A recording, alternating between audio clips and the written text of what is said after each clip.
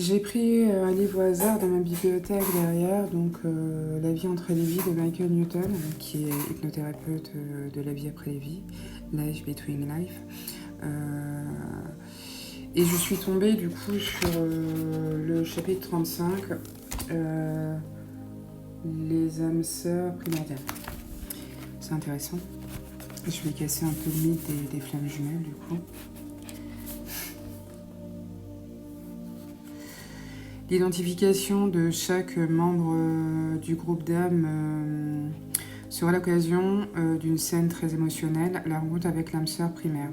Cet être particulier est souvent le premier identifié parce qu'il est habituel qu'une âme primaire s'avance avant les autres. Mes précédents ouvrages relèvent beaucoup d'informations sur les âmes sœurs, donc c'est Michael Newton, si ça vous intéresse. Pour les raisons de ce texte, je voudrais aborder un problème thérapeutique relatif aux âmes sœurs qui pourrait être particulièrement troublant s'il devait survenir au stade de la séance.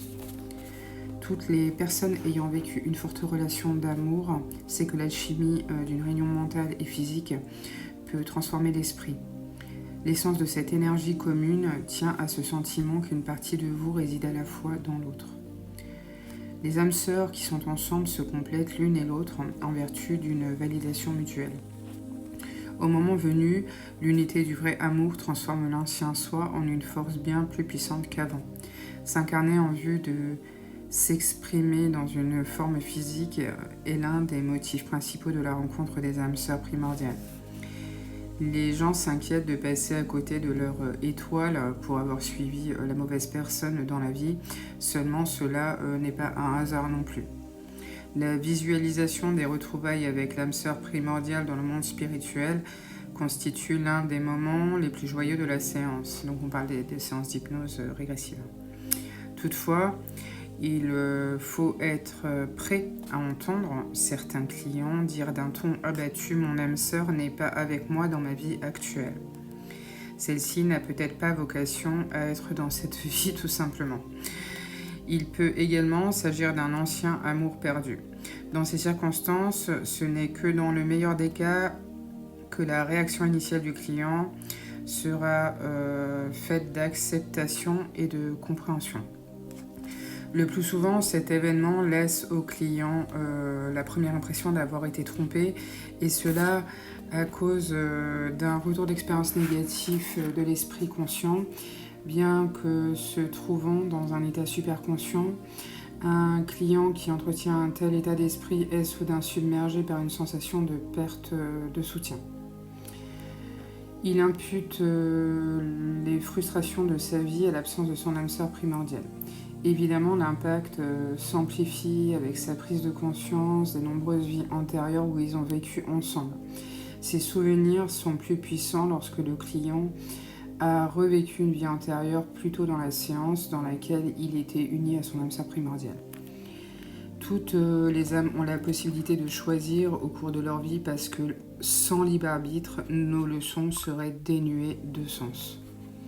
Pendant une séance dans l'entrevie, alors que le client se reconnecte émotionnellement à une âme sœur primordiale qui ne fait pas partie de sa vie présente, je lui fais remarquer que derrière cette absence se cache un aspect éducatif qu'il n'a pas décidé à l'avance. Je veux que mon client traite cette information pour lui-même parce que la découverte de soi est toujours le meilleur outil pour atteindre les objectifs fixés. Pendant que le client démêle le sens des événements, il est vital de l'écouter et de ne pas le devancer par nos propres interprétations.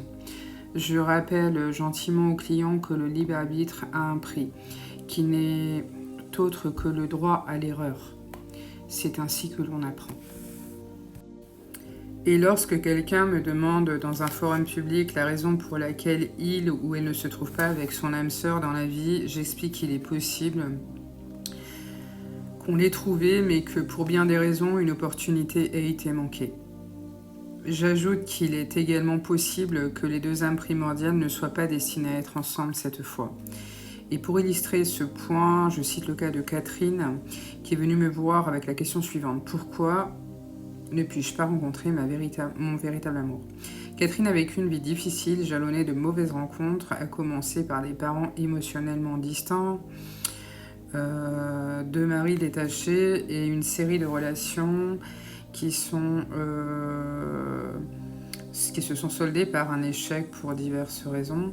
Aujourd'hui, elle vit avec un homme qui la protège émotionnellement et qui est son associé en affaires. Ils s'apportent soutien et affection, mais ne sont pas amoureux. Pendant la séance de Catherine, nous avons appris que cet homme est un membre prédominant de son groupe d'âmes, mais pas son âme sœur primordiale.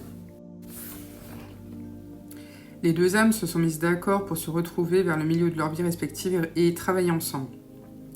Dans sa dernière vie, Catherine a eu un long mariage heureux avec son âme sœur primordiale de 1874 à 1927 à Savannah. Ils étaient inséparables pendant plus de 30 ans et sont morts à 1 an d'écart. C'est une belle vie tranquille et reposante, sans beaucoup de défis extérieurs, parce qu'un intermède leur avait été accordé dans cette vie en raison de deux vies difficiles plus anciennes dans lesquelles ils n'étaient pas ensemble. Ils ont tous deux demandé d'avoir une vie facile en la compagnie l'un de l'autre et ils l'ont obtenu. Catherine a développé une plus juste perspective de sa vie aujourd'hui lorsqu'elle a découvert qu'après des milliers d'années, souvent passées avec son âme sœur primordiale, pas toujours en couple marié d'ailleurs, elles étaient devenues trop dépendantes l'une de l'autre et excluaient les autres. Et afin de mieux apprendre à confronter les défis de la vie et avancer, elles devaient être plus souvent séparées. Pendant qu'il travaille avec un client triste d'être séparé de son âme sœur primordiale, le thérapeute de l'entrevie doit bien clarifier le fait qu'il est possible d'avoir des relations productives et enrichissantes avec des hommes ou des femmes qui ne sont pas des âmes sœurs. J'ai constaté que des alliances proches et affectueuses existent parmi les âmes compagnes du même groupe, mais aussi avec les âmes des groupes affiliés. Elles collaborent vers un but karmique qui leur est mutuellement bénéfique. Une fois que le client se sera rendu compte que tout ceci est planifié à l'avance, son fardeau lié à la quête de la bonne personne s'allègera. Je pose une question systémique aux clients qui affirment être la mauvaise personne ou qui ont passé des années avec un individu abusif et difficile. Qu'avez-vous appris de cette personne que vous n'auriez jamais su si vous ne l'aviez pas rencontrée ?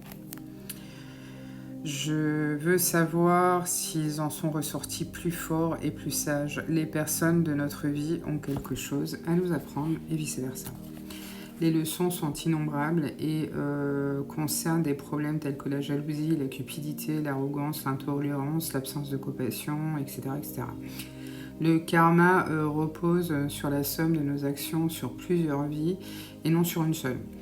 Pour les besoins de ces enseignements, notre âme sœur primordiale peut assumer le rôle d'un parent de sang ou d'un meilleur ami. Parfois, notre client apprend qu'il a une relation amoureuse avec une âme sœur primordiale pendant un court moment afin d'apprendre une leçon bien précise avant la séparation.